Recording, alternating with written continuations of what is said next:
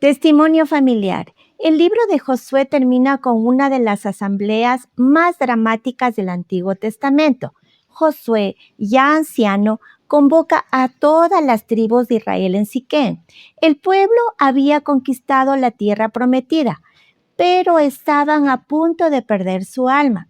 Se habían acomodado y empezaban a coquetear secretamente con los ídolos de las naciones vecinas. En medio de este sincretismo y tibieza espiritual, el anciano general se pone de pie y lanza un desafío que retumba hasta el día de hoy. Josué 24:15, y si mal os parece servir a Jehová, escogeos hoy a quien sirváis, a los dioses a quienes sirvieron vuestros padres cuando estuvieron al otro lado del río, o a los dioses de los amorreos en cuya tierra habitáis, pero yo y mi casa serviremos a Jehová. Hoy en día, las familias cristianas intentan jugar en una zona neutral, imaginaria, creyendo que pueden disfrutar de las bendiciones de Dios mientras consumen los valores del mundo. Pero el texto bíblico nos exige una definición radical. Un testimonio familiar poderoso no nace de la inercia, nace de una decisión intencional y contracultural.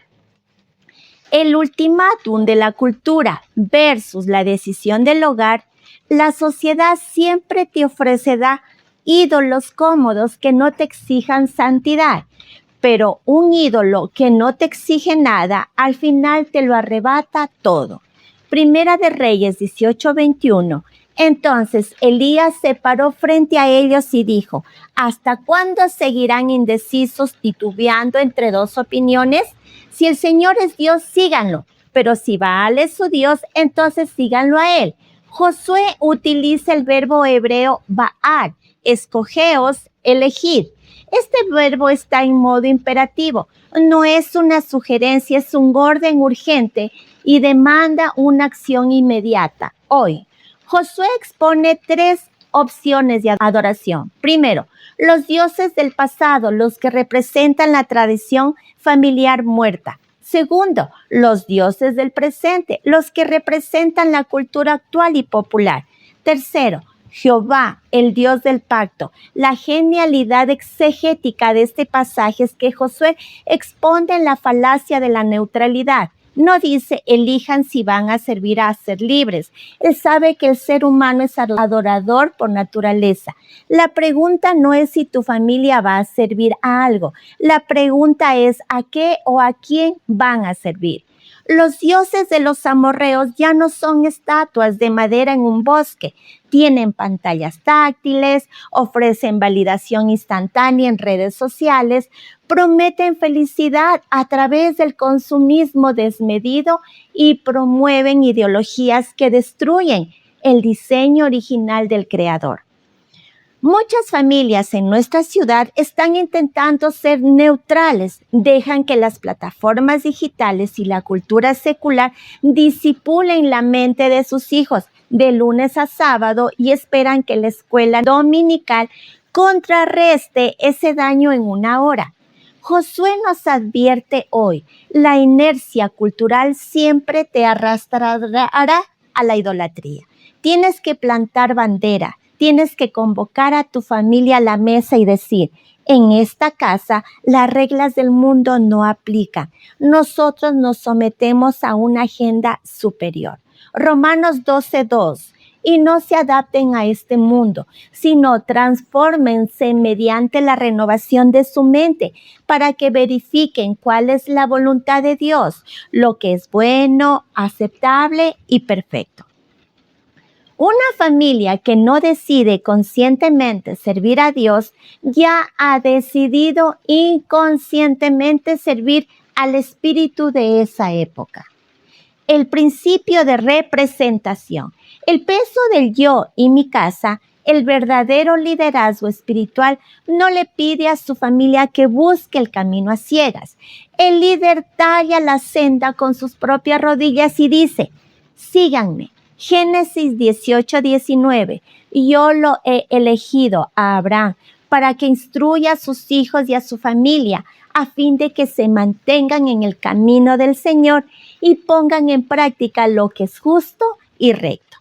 La frase más icónica del versículo es, pero yo y mi casa. Josué no dice, yo serviré a Jehová y espero que mi esposa y mis hijos decidan lo mismo cuando crezcan.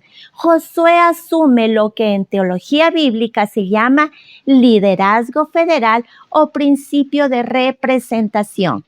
El Bet, la casa, el hogar, en la antigüedad estaba bajo la autoridad espiritual de la cabeza de familia. Josué, como sacerdote de su hogar, interpone su autoridad divina para trazar una línea de protección espiritual alrededor de los suyos. Él toma la responsabilidad del destino eterno de su descendencia.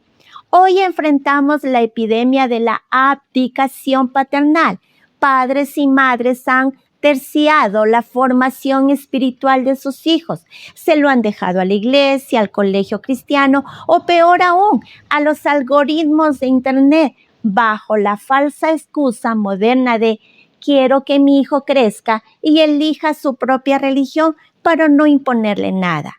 Esa es la mentira más destructiva del humanismo. Tú no dejes que tu hijo elija si quiere comer vegetales o veneno. Tú lo instruyes porque lo amas. El testimonio de un hogar se enciende cuando los padres retoman el sacerdocio de su casa. Cuando un padre o una madre se levantan y dicen, mientras vivas bajo este techo, nos congregaremos, leeremos la palabra y honraremos a Dios. Esto no es tiranía religiosa, es cobertura espiritual. La luz de tu casa brillará cuando asumas el peso de la representación. Efesios 6:4, y vosotros padres, no provoquéis a ira a vuestros hijos, sino criadlos en disciplina y amonestación del Señor. No puedes delegar la salvación y el carácter de tus hijos a instituciones externas. Dios te pedirá cuentas a ti por las almas que te confió bajo tu propio techo. La adoración práctica. ¿Qué significa serviremos? Un hogar cristiano no define por las placas bíblicas colgadas en la pared de la sala, sino por las manos manchadas de gracia sirviendo a los demás. Colosenses 3:23-24. Todo lo que hagan, háganlo de corazón, como para el Señor y no para los hombres. Es a Cristo el Señor a quien sirven. La palabra con la que cierra Josué es la clave operativa de todo el pasaje. Serviremos, el verbo hebreo abad. En el pensamiento hebreo, abad es una palabra maravillosamente profunda porque significa dos cosas simultáneamente, adorar y trabajar. Es la misma palabra que se usa para el trabajo de Adán en el huerto y para la adoración de los sacerdotes en el tabernáculo. Para Josué, servir a Jehová no significaba simplemente cantar salmos o asistir a un evento litúrgico. Significaba que cada acción del hogar, cada negocio, cada comida, cada interacción estaría subordinada de la gloria de Dios. Es una adoración encarnada y práctica. ¿Qué significa que tu casa sirva, abad, al Señor en este tiempo? El testimonio familiar se vuelve irresistible para el mundo cuando la adoración trasciende el domingo. Una familia sirve a Dios cuando administran sus finanzas con honestidad y diezman con alegría. Sirven a Dios cuando abren las puertas de su casa para la hospitalidad y comparten su comida con el necesitado o con el grupo pequeño de la iglesia. Sirven a Dios cuando los esposos se aman con lealtad en medio de una cultura de divorcios express. Sirven a Dios cuando oran juntos antes de dormir. Tu hogar se convierte en un faro cuando el mundo exterior nota que tu familia no vive para acumular para sí misma, sino para desgastarse por la causa del reino de los cielos. Salmos 101:2. Tendré cuidado de llevar una vida intachable. Andaré con integridad de corazón dentro de mi propia casa. El sermón más elocuente de tu ciudad escuchará jamás es el de una familia que permanece unida, sirviendo al Rey en un mundo obsesionado con servirse a sí mismo. Conclusiones. El eco de la voz de Josué debe resonar en los pasillos de nuestros propios hogares. No podemos seguir viviendo en la inercia espiritual, resumiendo lo que hemos aprendido a la luz de las Escrituras. El ultimátum de la cultura. Entendimos que la neutralidad espiritual es un mito. Si no decidimos intencionalmente y hoy servir a Dios, la cultura secular y sus ídolos modernos terminarán por moldear los valores de nuestra familia. El principio de representación. Descubrimos el peso glorioso detrás de la frase yo y mi casa. Dios está llamando a los padres y madres a retomar el liderazgo espiritual, a dejar de terciarizar la fe de sus hijos y a trazar un perímetro de cobertura profética en su hogar. La adoración práctica. Finalmente aprendimos que la palabra servir, abad, fusiona la adoración con la vida práctica.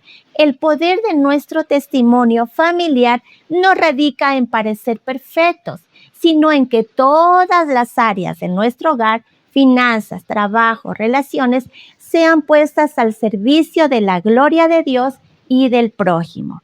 Que el Espíritu Santo nos dé la valentía del anciano Josué, que cada familia representada aquí pueda plantar bandera y declarar con autoridad y gracia, a pesar de lo que dicte el mundo, nosotros y nuestra casa serviremos al Señor. Amén.